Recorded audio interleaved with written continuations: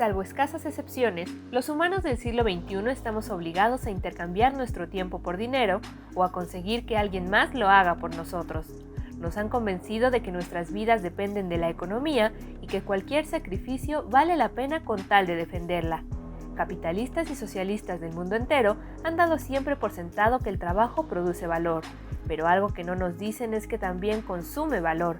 De ahí que los bosques y las capas de hielo polar se reduzcan vertiginosamente. Nuestros dolores de espalda o de cuello, el cansancio que sentimos al regresar a casa cada tarde, son un reflejo a pequeña escala del daño que está sufriendo el planeta. La pereza no es la única alternativa al trabajo.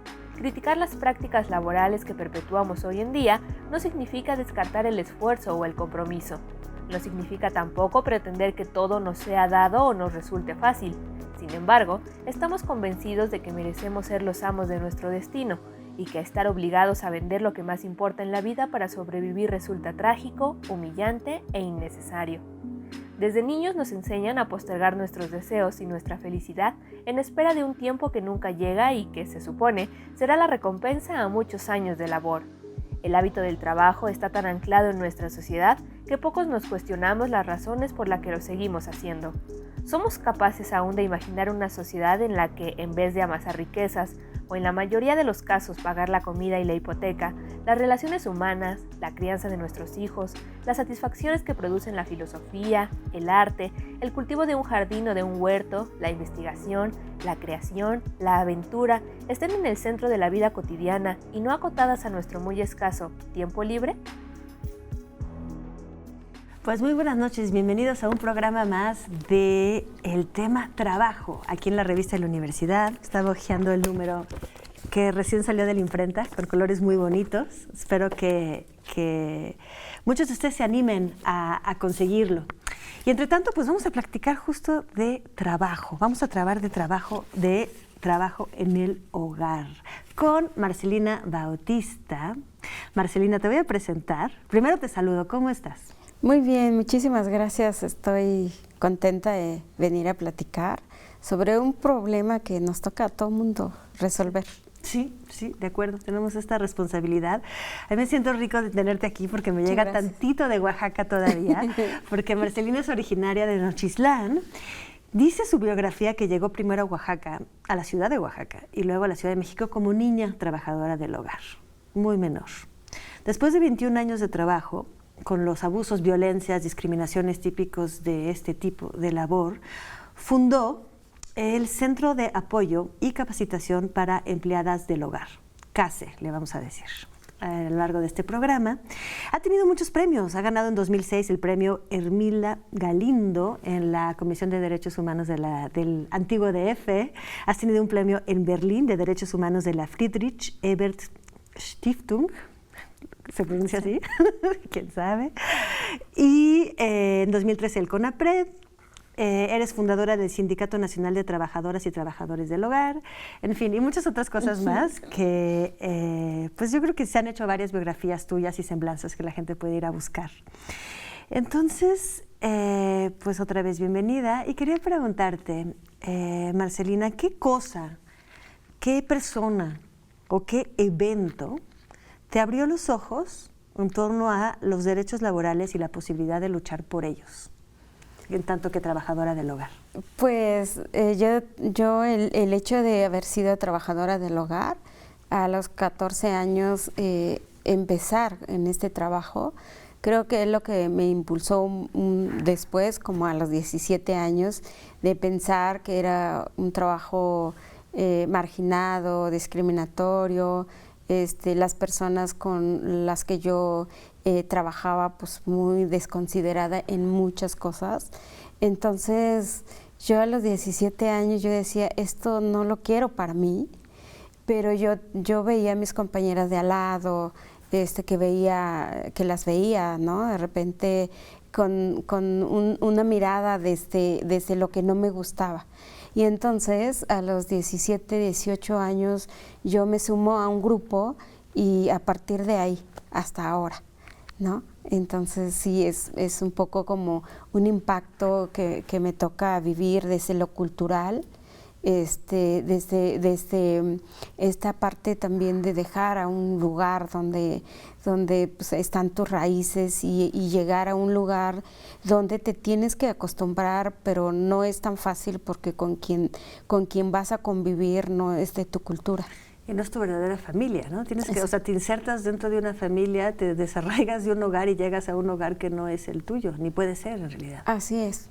Pero pues muchas personas empleadoras hasta hoy ven a las trabajadoras como de su familia y entonces ese es una traba para el ejercicio de los derechos. ¿Por qué?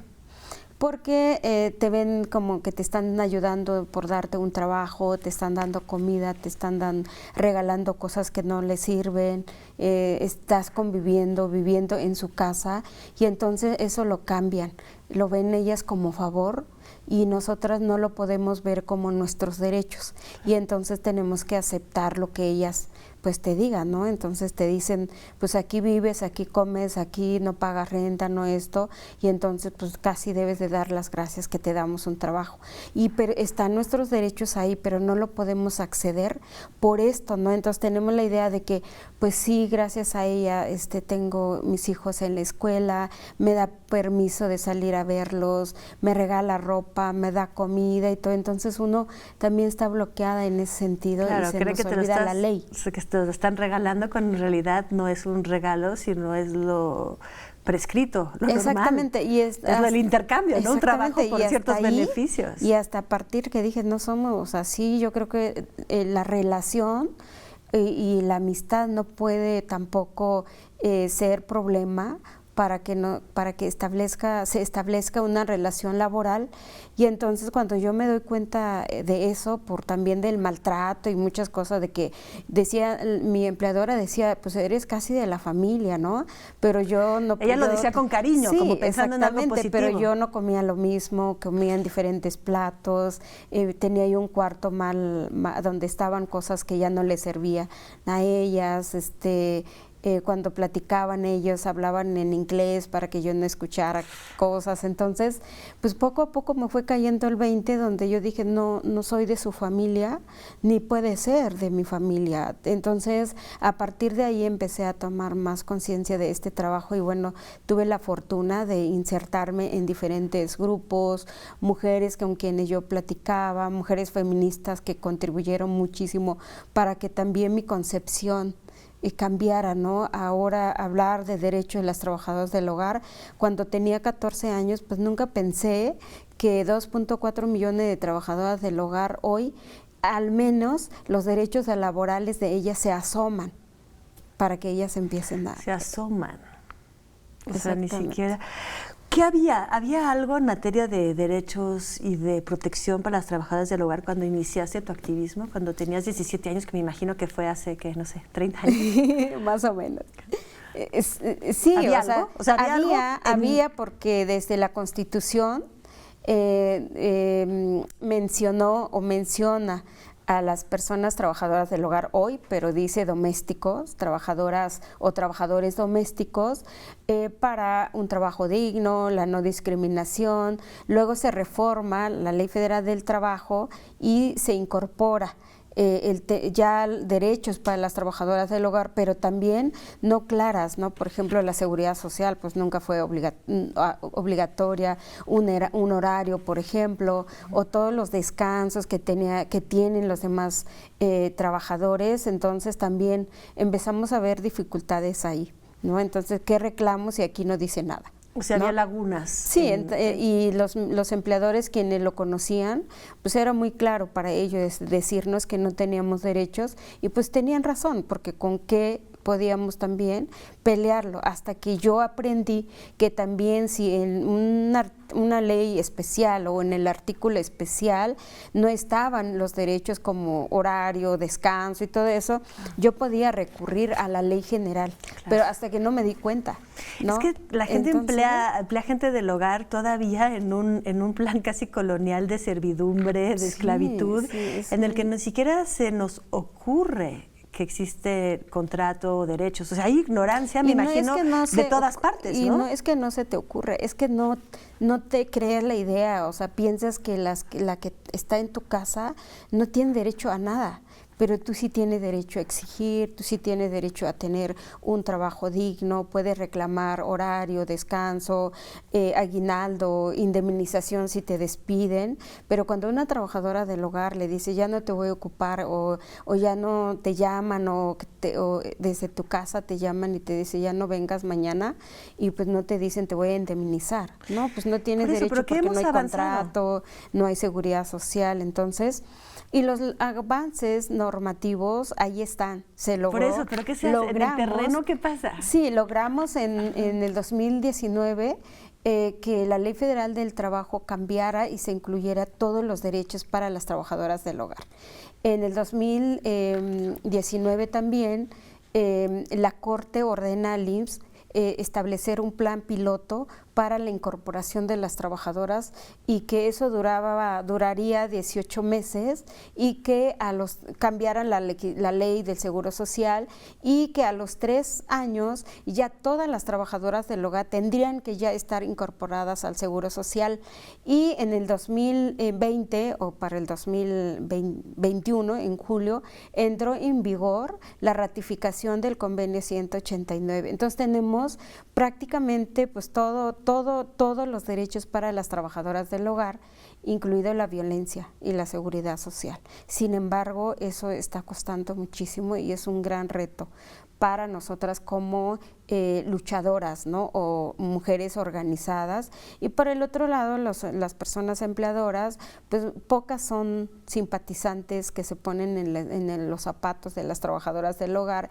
siendo trabajadoras, y se unen a nuestra lucha, ¿no? Por eso tenemos una organización, un colectivo que se llama Hogar Justo Hogar, que ha luchado muchísimo también junto con nosotras frente a las personas empleadoras. Entonces, falta eso, la aplicación, que del otro lado reconozca que quien entra a su casa es una trabajadora con derechos. Creo que es la parte más ruda, ¿no? O sea, la legislación siempre está de un lado, ¿no? La teoría y cómo implementamos esto en un espacio tan invisible como las casas particulares donde se cierra la puerta y nadie sabe lo que sucede adentro. Exactamente, no hay ley. ¿No? Vamos a irnos a un corte y volvemos a analizar un poquito más cuáles son los obstáculos y cómo vamos a salir de ese problema. Nos damos un corte y volvemos.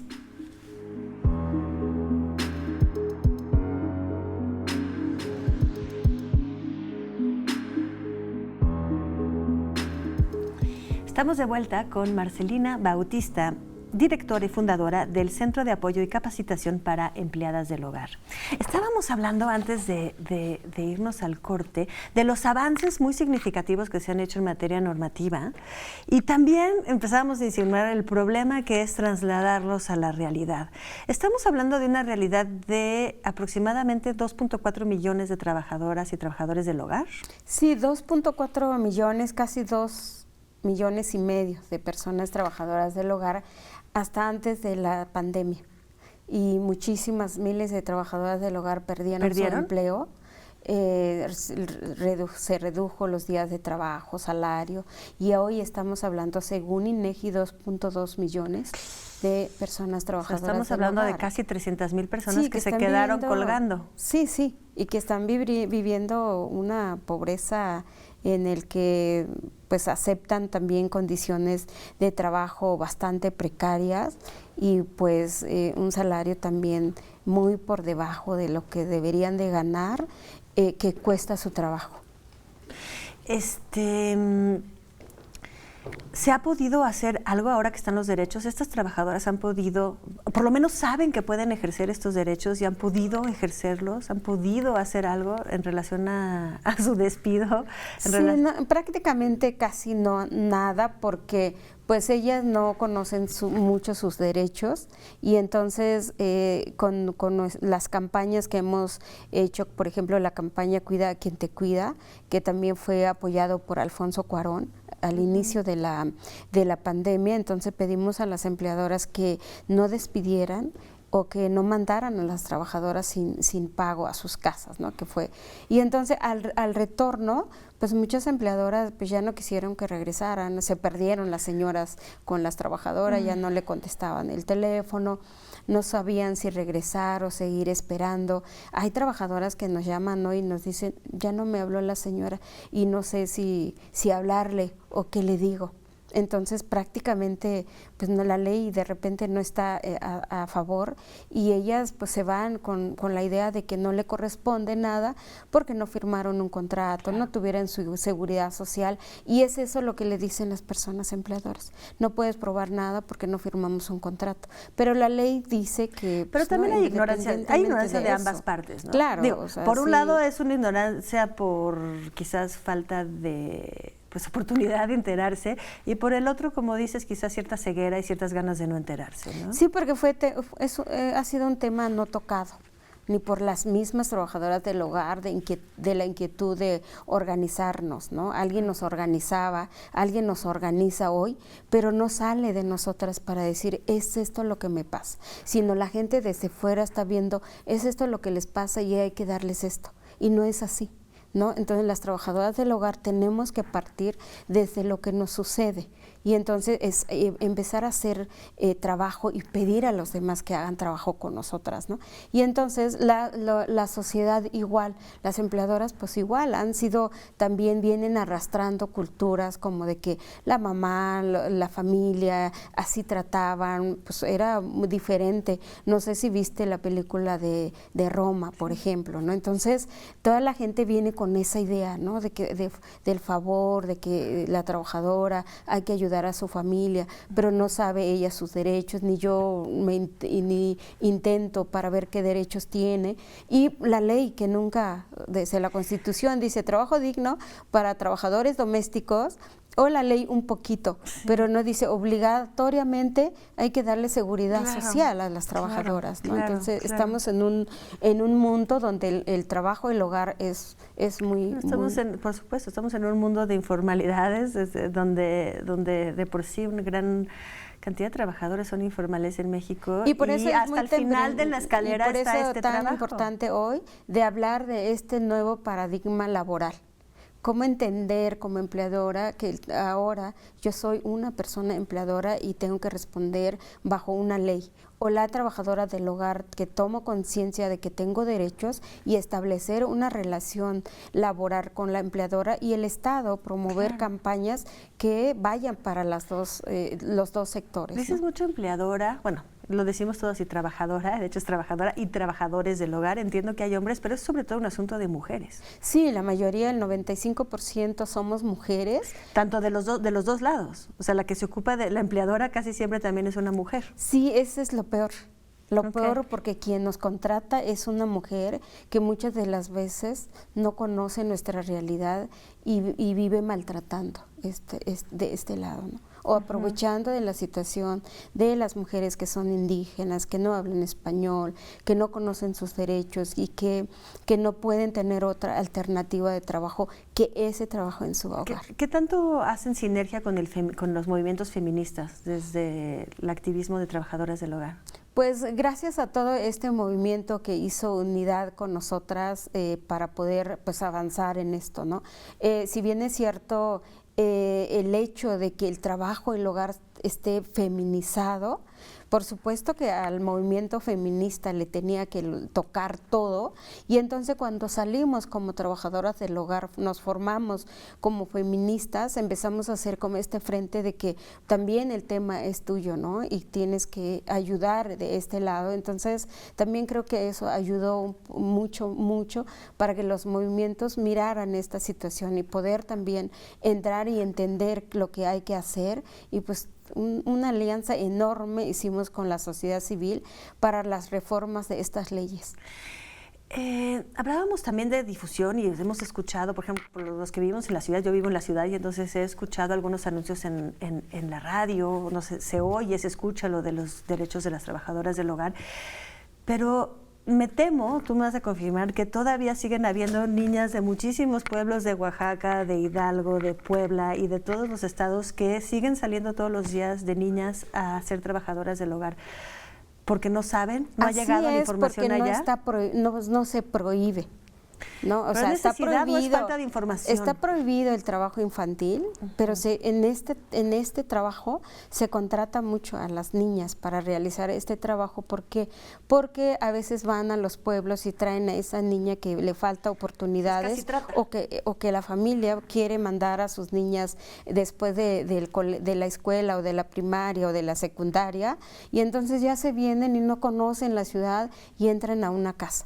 Y hay explotación, hay trata, hay muchos abusos, y no se obliga del otro lado que mínimamente conozca los derechos o conozca la ley para saber cómo responder a esta realidad, ¿no? Entonces no se prohíbe, no se obliga, y entonces habrán empleadoras que van a los pueblos y no contratan a una trabajadora que tiene experiencia o que está organizada y puede establecer una relación más justa, ¿no? Digamos. Claro. Qué cosa más terrible. ¿Qué tipo de problemas son los más frecuentes o los más desconcertantes de las personas que acuden a CASE por apoyo? O sea, ¿qué tipo de problemas se enfrentan hoy en día? Aparte de, bueno, ya mencionamos ahorita el problema de los despidos injustificados, sobre todo por COVID. ¿Qué otras cosas se siguen viendo? Primero está el obstáculo de poder ejercer sus derechos que hoy está ya en las reformas, ¿no? Y por el otro lado, pues hay mucha violencia verbal, muchas formas denigrantes de dirigirse a las trabajadoras del hogar, ¿no? Que nosotras hicimos un estudio antes de ir a la OIT para hablar sobre el convenio 190 sobre violencia en el lugar del trabajo. Y entonces, para ir allá y poder hablar sobre este tema, hicimos un estudio, seis países, en el cual vimos que hay más de 17 formas de violencia hacia las trabajadoras del hogar, ¿no? Las trabajadoras del hogar, desde cómo reciben este trato, pues le llaman violencia, y es violencia porque ellas lo sienten así. Por ejemplo, ¿no? El decirle, eres una muerta de hambre, ¿no? Eres una pobre, ¿no? Eres no tienes derecho porque no firmas contrato conmigo. Entonces, ellas, por ejemplo, eso es violencia. Si ellas dicen que eso es violencia porque lo sienten así, le tienes que darle nombre a eso que le pasa. Yo, por ejemplo, cuando empecé a trabajar, yo no sabía qué era la discriminación, hasta que yo entendí, ¿no? Lo que me lastimaba, ¿no? Hasta que entendí que estando afuera, y ya en este movimiento dije, esto es discriminación y no pueden vivirlo más las trabajadoras del hogar. Sin embargo, eso se agudiza más, por ejemplo, en el temblor, ahora en esta crisis, donde la empleadora pues se olvida que esa trabajadora le ayudó a crecer a los hijos, le ayudó a ella como niña, y ahora es su empleadora, pero a la hora de que le tiene que liquidar, pues le dice, pues no, yo no te contraté yo, te contrató mi mamá, pero se murió. Y entonces pues la trabajadora y es una prueba muy clara de María quien dio como el paso para que hoy contemos con la seguridad social, porque ella, una mujer de 70 años, 50 años en el trabajo, cuando quiere salirse y pide indemnización, la desconoce y le dice no. Y entonces se va a la conciliación, y la conciliación le dice, no, pues no hay contrato. Se va a la corte, y la corte dice, no, pues es que no hay ley ni federal ni seguridad social para ustedes. Y fue ahí donde los movimientos entramos para decirle a la corte, precisamente eso le pasa a la trabajadora porque no tiene derechos. Y entonces el segundo fallo que sale fue positivo a favor de las trabajadoras del hogar, y hoy eso tiene que ser realidad o hacerse realidad para que las trabajadoras tengan seguridad social obligatoria. Claro, qué importante es empoderar a cada una de esas personas para que sepa que puede ir a ejercer y exigir estos derechos, ¿no?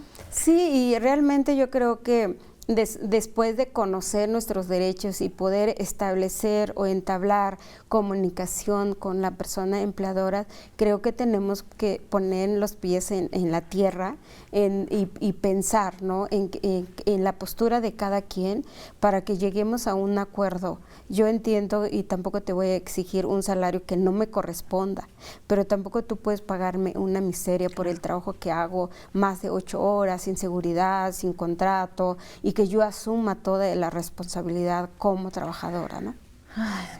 Pues Marcelina, muchísimas gracias, de verdad.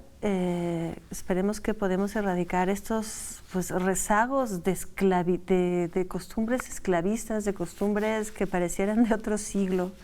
Ojalá y entremos pronto al siglo XXI y que las trabajadoras del hogar no tengan que seguir sufriendo esto. Sí, invito a las personas empleadoras que conozcan más sobre la ley, a las trabajadoras del hogar que se unan a la lucha, que empiecen también a tomar conciencia, porque no va a cambiar si la trabajadora del hogar tampoco conoce, ¿no?, lo que le toca, ni la persona empleadora si no conoce lo que le están exigiendo, ¿no? Sí, pero siempre, definitivamente los cambios sociales tienen que venir de la presión de los trabajadores. Entonces, sí, hace 20 años estamos aquí, vamos a seguir porque hay muchas trabajadoras del hogar que necesitan reivindicar esos derechos que han perdido y que le han quitado tanto de parte de las leyes como de parte de las personas que nos contratan. Pues muchísimas gracias, muchas felicidades y gracias en nombre de todas. Y bueno, pues nos despedimos de un programa más. Les deseo un muy buen fin de semana y por favor reflexionen sobre todo lo que ha dicho Marcelina esta noche. Muchas gracias.